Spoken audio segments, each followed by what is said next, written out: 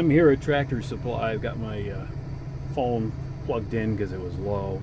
But you can see here we've got the it's about 259. Well, you almost can't see it. 259 a gallon there, and I'm going to go in the store and have them hook me up so I can get my propane tank filled up, and that'll be one less thing I have to worry about in case we need to bug out or do whatever. But I do want to double check the furnace, and I couldn't do it because pretty much we'd used up all the propane over since February. So I'm gonna hop in the store, have them come out and fuel me up with my propane.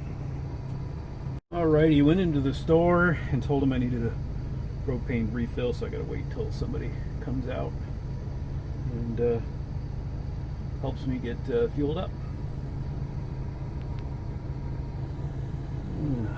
Still got some junk here I got to take care of in the back, stuff rolling around. And I notice that when I get close to 55, I get sort of a rumbling noise. I got to figure that out. After I get the propane filled up, I think I might take it for a little test run.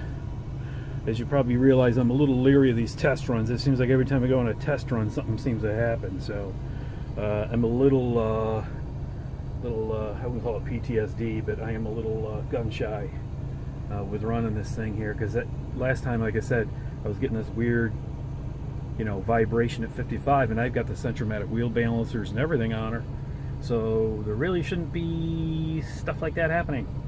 But I'll try, or I'll go back up the road the other way and head through the intersection and get to the 55 section and see what she does. Well, I had to go because the guy that apparently was trained for doing the propane on campers was out to lunch, so I had to wait for a little bit. And so while I'm in here, I might as well do a little cleanup, such as it is. Junk here, all this crud, rattling cans. I unfortunately tipped my shop vac. It came off the bathroom. It was on top of the potty. Hey Gus, how you doing? Anyways, so yeah, so it wound up, I had to re-vacuum it again, but I'm not going to start up the gen set right now for that. So, but there's my oil change, which I need to do. I think was my filter in there? Oh, there it is. There's my filter. I got to make sure I keep that in there. Got all this other stuff I gotta. Oh, I'm going to take a couple of these pens and bring them up front. I'm always short of pens. And I can also reset my clock, my digital clock. And you can see here I got my inverter here from the Tioga. I don't know if I'm going to put that in or what I'm going to do with that. I have to figure that out. Underneath there is my boondocker. I'm thinking it would be able to charge, but there's a little screwdriver adjustment to adjust the voltage for the charger. Of course, that's on the opposite side of where I can get to it.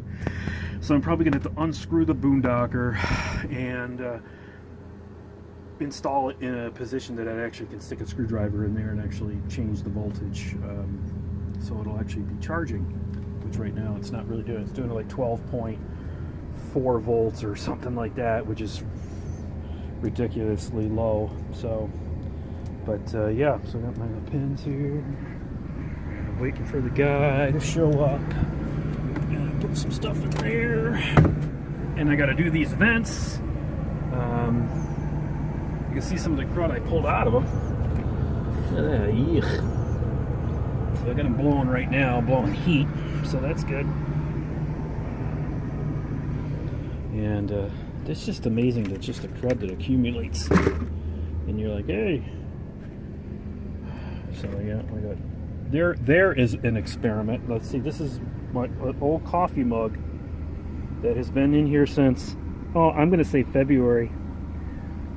That is just beautiful. I think that's an entire whatever you want to call it there, ecological thing going on there. Eesh. Anyways, its own biomass growing in there. And no, I'm not putting that TV in. It just happens to be in here. Let somebody borrow it for a monitor, and it didn't work for them. It worked, but it was too big, so I got to put that away. And there's just crud that gets in when you leave the vents open. Unfortunately, they collect crap. in them. So, ooh, my microwave kind of, I got a bigger microwave for that. Thank goodness. Hey, how you doing, Dad? Anyways, so with the camera here. So yeah, so just gonna wait here till the guy shows up. I do have my Dicor lap sealant. I want to do the seam that is above this cabin area because it does leak a little bit, and I want to use the Dicor instead of the silicone which somebody used, and I've been peeling it off. Just it peels off anyways, just goes bad, and it doesn't keep the water out. So in any case, so that's what I got going on there. This thing is like way, I don't know why that's so unadjusted there, a little bit more vertical. And yeah, so oh, there's one guy there, so we're gonna see what's going on. Hopefully he's showing up and he's gonna help out with getting this going. Saw the guy over there. Woo. There he is right there, getting the gate open. Alrighty, so went to Tractor Supply, got my propane, 18.9 gallons worth of propane, and took her for the test drive before then because I had to wait for the guy's lunch break, and definitely got the vibration like I mentioned.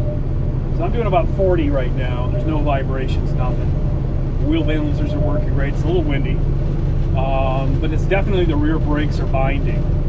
So, you know, I bled the brakes, great. What I'm thinking is the 34-year-old brake cylinders that are in the rear drum brakes are probably not releasing all the way, or there's a misadjustment in the tensioners for the brake shoes. Because I can take my foot off the gas, you can still feel that vibration. And when I pump the brakes coming down here before, you could definitely feel it. You know, you could feel it was shaking, and so either the shoes are worn or there's a busted shoe or something. Who knows? Anyways, I gotta pay attention to my driving here. Nobody's coming that way, so I'm gonna goose it a little bit, get her going. Hopefully my shock absorbers have stayed on their mounts. Give it a little goose.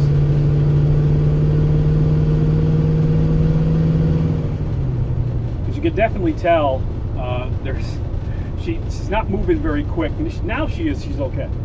But when those brakes were binding, you must be just grabbing just enough, and when you get to about 55, 60 miles an hour, holy cow, you could feel it. And once they finally release themselves, like I'm hitting a stop sign right now, and I think what's happening, and it happened when we were in Florida too. I went to back the thing up, and she almost wouldn't back up because of the right on right. I'm gonna go there, and there we go, a little bumpy, but the brakes, the rear brakes were binding up enough. You know, when I pumped them a couple times, they would release. But I'm thinking this has been going on since the last trip when we went to Florida, and I mean, I'm telling you, we couldn't. I had to like kind of move it forward and then roll it back to kind of overcome the resistance.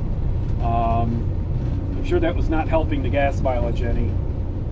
So I'm going to take it to I know a truck repair shop that works on these rigs, and I'm going to have them pull the rear brakes, the drums, have them replace everything, have them replace the brake cylinders, and hopefully I'll consider that to be a solution to that, because I am not pulling the rear axles out of this thing. I'll let somebody professional do that. I know my limits. I could do it, but you don't have the time. So yeah, we're almost back home after a slight delay.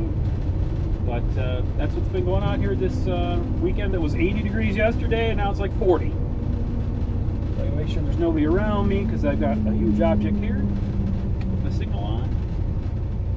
And I got the gen set going, because when I was at the Tractor Supply and I went to start the car, I got nothing. Like, literally nothing. So that was interesting, to say the least. But when I clicked the gen set on and tightened up the leads for the batteries, it started right up. So I know I got some loose battery leads or something that's causing. Of course, after all that vibration, who could blame the vehicle for shaking some wires loose? Anyways, oh, this is gonna be fun. I gotta make sure I avoid that stump because I use my mirrors and I don't want to hit that. I got a cherry tree stump that's like sticking out at an angle, and I got all these stinking trees the neighbors got. I gotta trim those too because I can hear it just scraping the side.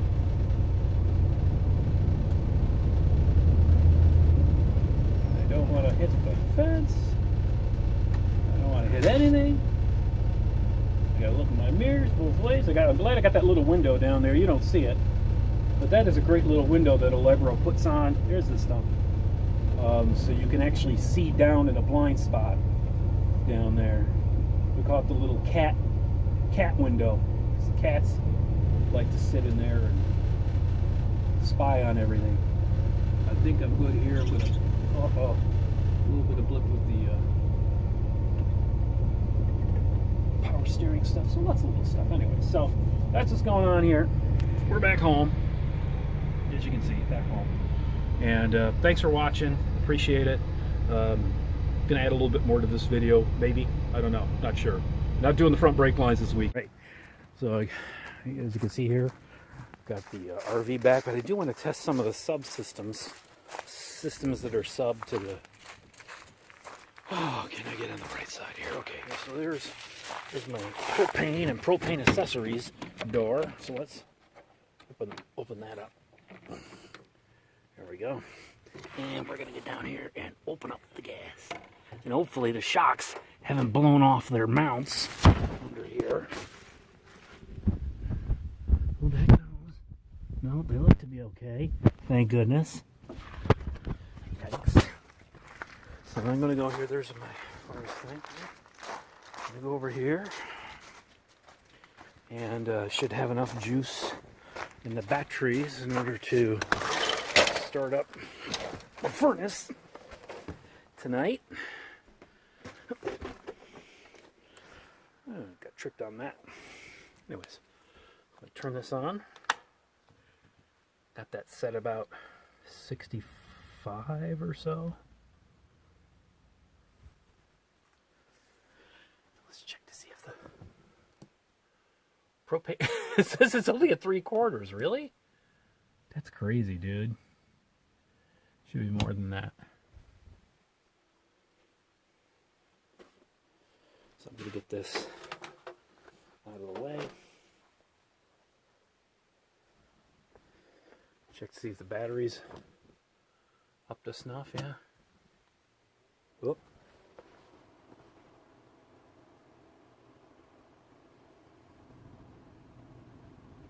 Hopefully the piezoelectric starter will kick in.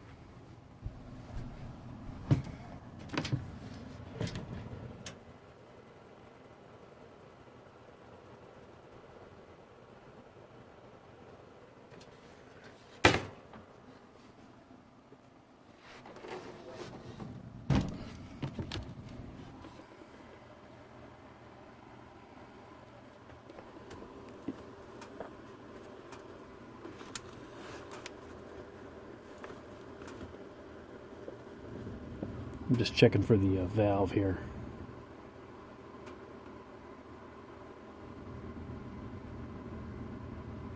All right.